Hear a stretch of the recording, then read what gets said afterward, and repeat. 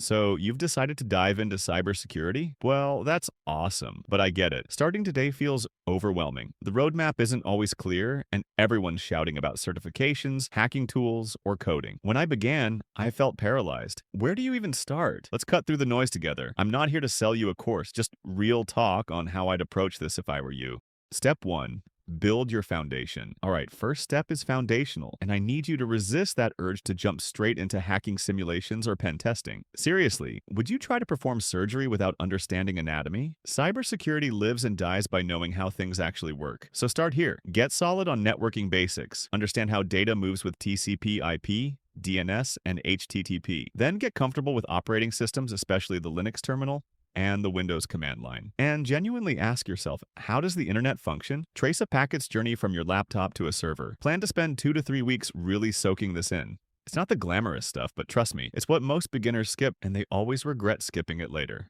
Step 2. Never skip security fundamentals. All right, step 2. Before you even think about grabbing tools like Wireshark or Metasploit, which look super cool, I get it, you need to understand the why behind them. Without that context, they're just shiny objects. Focus on the core security principles first. Get this straight. The CIA triad, confidentiality, integrity, availability. That's the absolute heartbeat of security. Then think in threat models.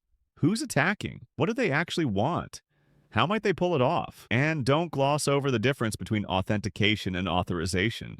Knowing why logging in doesn't mean you get to see the crown jewels is fundamental. Seriously, solidify these concepts before diving deep into tools. A fantastic free resource that nails this is IBM's Cybersecurity Fundamentals module on Coursera. It takes about 8 hours, and it's worth every single minute to build this critical mindset.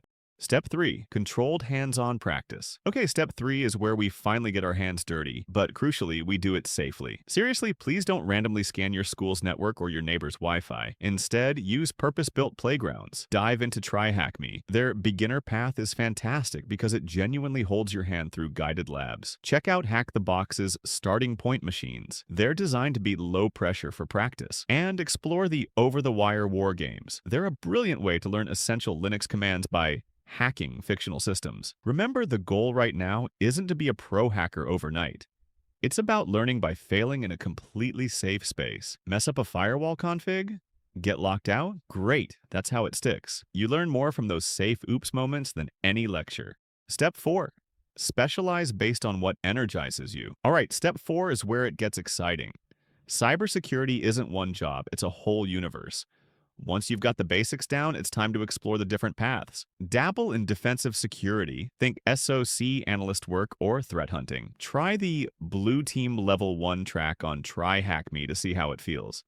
Then peek into offensive security, penetration testing, and bug bounties. Portswigger's Web Security Academy is the absolute best free place to start here. And don't overlook cloud security. Get the AWS or Azure fundamentals down, then tackle scenarios with CloudGoat. Seriously, give yourself about a week just trying bits of each. Pay close attention. Which one actually makes you lose track of time? Which one makes you forget to check your phone? That feeling? That's your path calling you. Follow that energy. Step 5. Build in public and connect first. Prove you can do the work. Finished a CTF or lab? Write it up. Even if your approach feels messy. Share it. Put scripts on GitHub. Yes, even simple ones.